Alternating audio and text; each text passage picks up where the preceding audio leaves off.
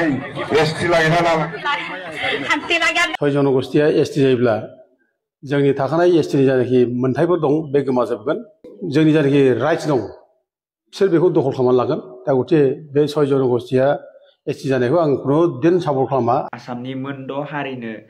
ST होनायनि सायाव गोबां दावराव जाबाय दङ नोंथांमोना मिथिखागौ जानो हागौ आरोना दा बिनि सायावनो मोनसे फुल इनफो भिडिअ लाना फैदों बर'खौसो एसटी होननानै बयबो मिथिनाय जायो नङा होमबा दा मोनद' हारिनो आरोबाव एसटी होबावोबा नोंथांमोना भिडिअखौ फारसेनिफ्राय फुल नायबानो जाबाय दावराव देख्रेब नार्जारिया मोनसे बिबुंथि होदों बिनि सायावनो एसटी होनायनि सायावनो नोंथांमोना भिडिअखौ फुल नायनानै ला फुल नायबा बुजिनानै मोनगोन नोंथांमोना भिडिअखौ फारसेनिफ्राय स्किप खालायालासिनो फुल नायनांगोन आरोना होमबासो मोजाङै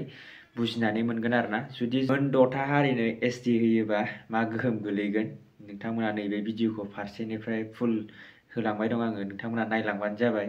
आरो नोंथांमोना जुदि चेनेलाव गोदानै फैदोंबा अन्नानै लाइक कमेन्ट शेयार आरो साबस्क्राइब खालामनानै हो दा नोंथांमोना जानो हागौ दा आंनि भिडिअ खालायनाया दा आं रुम सिङावसो बानायदों नालाय गोबोर गोमनायबो खोनादों जानो हागौ आरोना बिनि थाखायनो आङो नैबे वायरलेस माइकखौ माने अनलाइन अर्डार खालामना दोनदों आरोना माला फैयो नायनोसै आरो नोंथांमोनाबो जुदि बेफोरबायदिनो इउटुबाव भिडिअ बानायोबा फेसबुकाव भिडिअ बानायोबा नोंथांमोननोबो जुदि मोनसे वायरलेस माइकनि गोनांथि जादोंबा आङो डिसक्रिपसनाव होनानै दोनदों आरोना रेनार' S13 Pro आरोना मोजां आरोना माने इसिबां दाम गोसानिबो नङा आरोना मोननै सिंगोलबो दं आरो डाबलबो दं आरोना सिंगोलाव एसे खम जायो डाबलाव बुरजा जायो नोंथांमोना जिखुनु अबे मोनसेखौ अर्डार खालायनो हागोन आरोना आं डिसक्रिपसनाव होनानै दोनदों मोननैनि लिंकखौबो बिदिबा नोंथांमोना फार्स्टआवनो नैबे भिडिअखौ नायनानै लाग्रो दावराव देख्रेब नार्जारिया मा बुंखो एसटी होनायनि बागै नोंथांमोना नैबे फुल भिडिअखौ नायनानै लाग्रो रायजो राजा बयखौ खुलुमनाय जाबाय दा बे सय जनगोष्ठीखौ जे एसटी होनायनि लाहार फाहार खालामदों माने आसाम सरकारा दा बिनि सायाव रिएक्सन जादों आरो CC2 आन्दलन खालामदों आन्दलन खालामनायखौ आं मोजां मोनदों खालामनांगौ आन्दलना जानांगौ आरो खुनु प्रकारै बे सय जनगोष्ठीखौ एसटी होनो नाङा सय जनगोष्ठीया एसटी जायोब्ला जोंनि थाखानाय एसटीनि जानाखि मोनथायफोर दं बे गोमाजोबगोन एभ्रिथिं जोंनि जानाखि राइट्स दं बिसोर बेखौ दखल खालामनानै लागोन दा गथे बे सय जनगोष्ठीया एसटी जानायखौ आं खुनु दिन सापर्ट खालामा आरो होनो नाङा आरो लोगोसे CC2आ जा आन्दलन खालामदों आरो बेखौ मोजाङै खालामनांगौ दा आं बिनि डिमट नङा एगेन्स्ट नङा खिन्थु बाथ्रा मा CC2नि जानाखि दैदेनगिरिफोर बिसोर दुरबल जों नुदों गोरासो जानांगौ आङो दा दाखालिनि जानाखि प्रेस मिट माने टिभि टक श' आं बेयाव नुदों बे जोंनि आदित्य खाख्लारिनि बाथ्रा बुंनाय बिसोर मोनसे कम्प्रमाइज जानो नागिरनाय कम्प्रमाइजिं टेन्डेन्सि बेबायदि माने सय जनगोष्ठीखौ बोरैबा एकोमोडेट खालामनो हायो नामा ट्राइबेलफोरखौ जाहाथे माबा जायाजासे बिदि बाथ्रा मोनसे दुरबल मोनसे स्टेन्ड लानाय नुदों दा दुरबल जानो नाङा दा गोरा जानांगौ बिसोर माने एसटी जानो नाङा आरो बिसोर क्राइटेरिया गैया आरो क्राइटेरिया मिलिनि थाखाय बिसोर मोना आरो जों माने संबिधानाबो थोनना बिसोरखौ संबिधाननि 366 माने साबक्लज 25 आर्टिकेल बेयाव क्लियार बुंदों बिसोर आसामनि ट्राइब्स नङा बे सय जनगोष्ठीया बे ट्राइब्स नङैखाय बिसोरो ट्राइबेल जानो हाया बे क्लियार खाथार आरो लोगोसे जायनाखि मोनबा क्राइटेरिया दंमोन बे मोनबा क्राइटेरिया फुलफिल जाया बे फुलफिल जायैनि थाखाय बिसोरो एसटी जानो हाया जेनेबा बे प्रिमिटिभ ट्रेड्स डिस्टिंक्टिभ कालचार ओमफ्राय साइनेस अफ कन्टेक्ट विथ आदार कमिउनिटिस एट लार्ज जिअग्राफिकेल आइसोलेसन बेकवार्डनेस बे मोनबाया फिसा गैया गथिखे जाथ्रा ओंखायनो जोङो बेखौनो जों माबानानै बे क्राइटेरियाफोरखौनो आरो कनस्टिटिउसन बाथ्राखौ लाबोनानै जों गोरा जानांगौ जोङो बिसोरनि एसटी जानो बिनायखौ जों खुनुदिन जोङो दुरबल माबाजों स्टेन्डजों जोङो माबा नाङा लाइ होनाय जायो बेखौ साननो गोनां बे बोरै बिल लाबोनो जादों जिथु माने सय जनगोष्ठीखौ एसटी खालामनायनि जानाखि प्रप'जाल बे प्रप'जाला दिनै नङा बिराद फुराना आगोल समफ्रावबो गभर्नमेन्टफ्रा बिसोरनो माने एसटी जानांगौ होननानै प्रप'जाल हरदों केबिनेट डिसिसन लानानै हरदों दा एसेमब्लिनिफ्राय स्वयं स्पिकारानो बे समाव माने डिसिसन लानानै दिल्लीयाव माने हैदों बे समावबो जायाखै एसटी जायाखै बिसोरो सय जनगोष्ठीया दिनैसिम 8 बार रेजेक्ट जाबाय एसटी जानो हाया होननानै दा दिनै जायनाखि प्रप'जाल लाबोनो जादों बिसोर माबायदि प्रप'जाल लाबोदों जों नुवाखै माबायदि खालामनो हादों खिन्थु बे जाया बिदि प्रप'जाल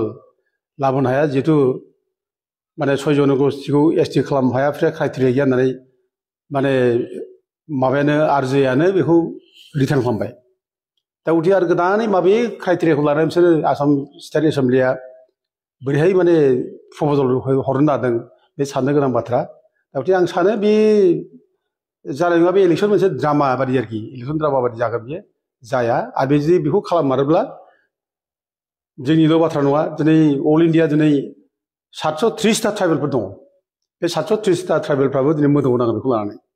बोरै माने क्राइटेरिया गैयै जाथिफोरनो बोरै एसटि होनो हादों बोरै बिसोरखौ माने खुनु संबिधाननि खुनु नियम नितिखौ बारना माने मानिया जासे बोरै एसटि होनो हादों बे कुइसन जागोन दा गथिखे बे एथ' गोरलै बे जाया जों सानो दा थेवबो जों गोरलै लानोबो नाङा बे माने बिजेपि सरकारा जे माने मावनो हाया बेखौ जों गोरलै लानो नाङा जोंखौ डिस्टार्ब होगोन बिसोरो दा बिसोर हयथ' आं सानदों मोनसे 96आव जेरै माने राजबंसिफोरनो माने 6 मासनि थाखाय माबा लाबोदों अर्डिनेन्स लाबोदों प्रेसिडेन्टनिफ्राय दा हयथ' बिदिबो खालामनो हागौ नामा जों बेखौ साननांगौ आरोखि खिन्थु थाङै थुङै राजबंसिफोरा जेरै माने 6 मासनि उनाव माने पार्लियामेन्टआव बिल जाबोनानैसो लेफ्ट थांदों माने क्राइटेरिया फिलाप जानायनि थाखाय आयेना माबा सापर्ट खालामनायनि थाखाय दा हयथ' बिसोरनाबो बिदि जागोन आरोखि आरो जोंबो प्रिपेयार जाखानांगोन जुदि बिसोरखौ माबा खालामोब्ला बेबायदि आयेन सिफायनानैबो जुदि माने प्रेसिडेन्टनि जायनाखि अर्डिनेन्स लाबोनानै एसटि होनो नागिरोब्ला बा आसाम एसेम्ब्लिनिफ्राय जुदि बेखौ माने माने बिल हरोब्ला जों बेखौ कर्टआव चेलेन्ज खालामनो थाखाय जोंबो रेडि जाखानांगोन आरो जों बड'लेण्ड जनजाति सुरक्षा मन्चनिफ्राय बेखौनो फोरमायनाय जायो जों एखे बिराद रेडि जों बेनि थाखायबो जों सिंजों सिं बेखौ लानानै जों सावरायगासिनो दङ फैसा थाखा नांगौ जों बेखौ बुथुमनानै जों प्रिपेयार जादों जेब्लानो जों आसाम एसेम्ब्लिनिफ्राय प्रप'जाल हरगोन बे प्रप'जालखौ जों केस होगोन फार्स्टआव जिहेतु बिसोर क्राइटेरिया गैया बिसोर संबिधाननि माने माबाबो मिलिया बिसोरना दा बिसोर जों खुनु बेखौ लाय होआ आरोखि दा बे मोनद' हारिनो एसटि होनायनि खेथ्रआव बेयाव जथेस्थ' राजखान्थि माने कनस्पिरेसि दं बिजेपिआबो माने कनस्पिरेसि खालामबोदों जाहाथे माने भट जाहाथे मोनो गासिबो माबानिफ्राय ट्राइबेल होनायनि बाथ्रा बुंब्ला ट्राइबेल जाय मानसिनिफ्राय जाहाथे भट मोनो बे मोनसे ओमफ्राय लोगोसे जोंनि गेजेराव डिभाइड खालामनाय बेबो मोनसे आरो बेजों लोगोसे दिनै जोंनि गेजेराव गावजों गाव माने दाय दस होलायनाय मानाय बे कनस्पिरेसि गावजों गाव हाद्रि सारलायनाय बेखौ जों नुदों दा खिन्थु भुला जोंनियाव जथेस्थ' जोंनाव जोंनि बर' दैदेनगिरिफोरनि गेजेराव थाबोदों दा दिनै पार्टियावबो थादों ओमफ्राय ट्राइबेल संगठनावबो दङ दिनै दुलाराय बर' फरायसाफोराबो बे भुलखौनो मावबोदों बिसोरबो बे माने 6 जनगोष्ठीनो जनजाति होनांगौ होननायाव रावबो स्ट्रं भाबै बुङाखै जे जोङो जाहोथारा जानो मोना बिस्रा क्राइटेरिया मिलिया बिस्रा माने कनस्टिटिउसना माने थोना बे बाथ्राखौ बुङाखै खिन्थु एकमडेट खालामनो नागिरनायल' बाथ्रा बुंनाय आरोखि एकमडेट बे थाखानाय ट्राइबेलफ्रा जाहाथे खथि जाया आरो थाखानाय ट्राइबेलफ्रा खथि जायाजासे बिसोरखौ एसटि होयोब्ला जा आपत्ति गैया बे बाथ्राखौ आगोलनि बे माने दुलाराय बर' फरायसा आफादनि समाव बुंदों ट्राइबेल संघआबो बुंदों दा नैबे बिपिएफआबो बे खोथाखौ बुंबोदों दा गथिखे बेफोर जिनिसाव दिनै जों नुदों बे गावजों गाव माने दाय दस होलायनायखौल' जों नुदों आरोखि खिन्थु जोंनि भुला बयहाबो दं खिन्थु जोङो जनजाति सुरक्षा मन्च हिसाबै जों थोंजोङै जों स्ट्रेट फरवार्ड जों बुंदों बे 6 जनगोष्ठीनि एसटि नाङा होननानै जों 2012आवबो दिल्लीयाव थांनानै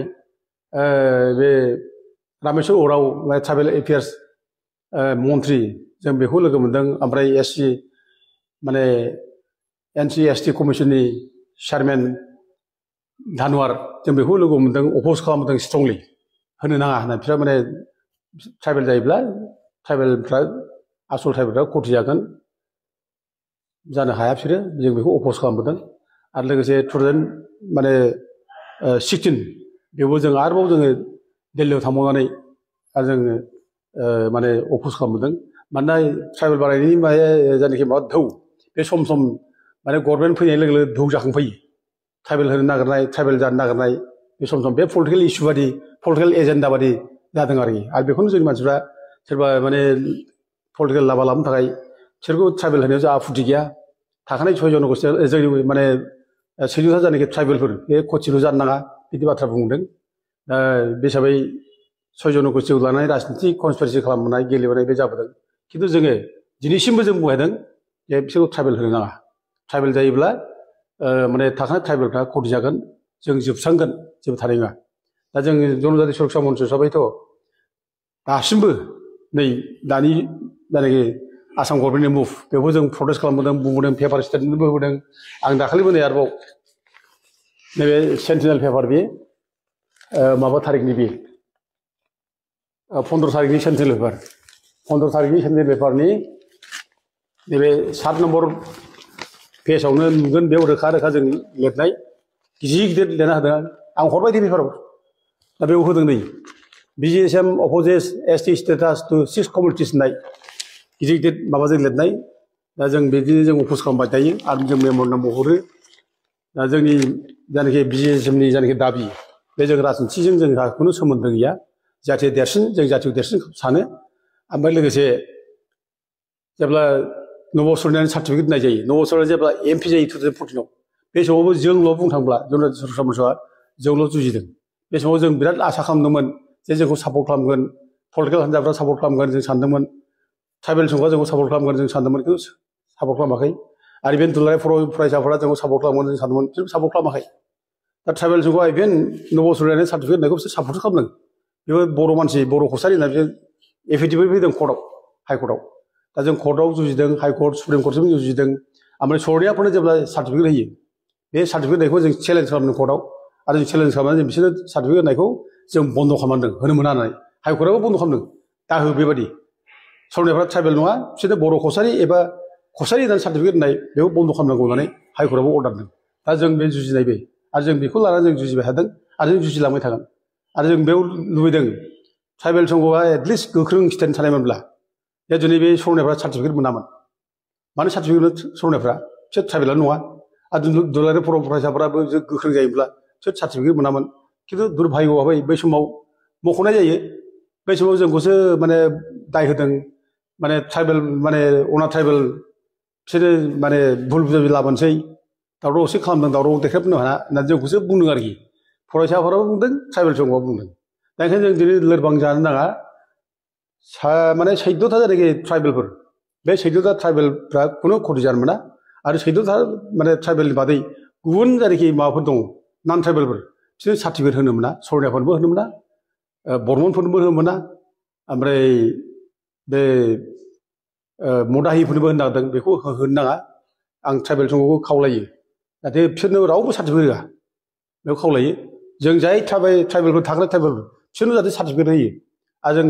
बिसोरनि थाखायल' जों जाहाथे माने माबा खालामो जोंनि अधिकारखौ जों जाहाथे बिना लायो आं बेखौ ट्राइबेल संघखौबो आरो दुलाराय बर' फरायसाफोरनो आं खावलायहरो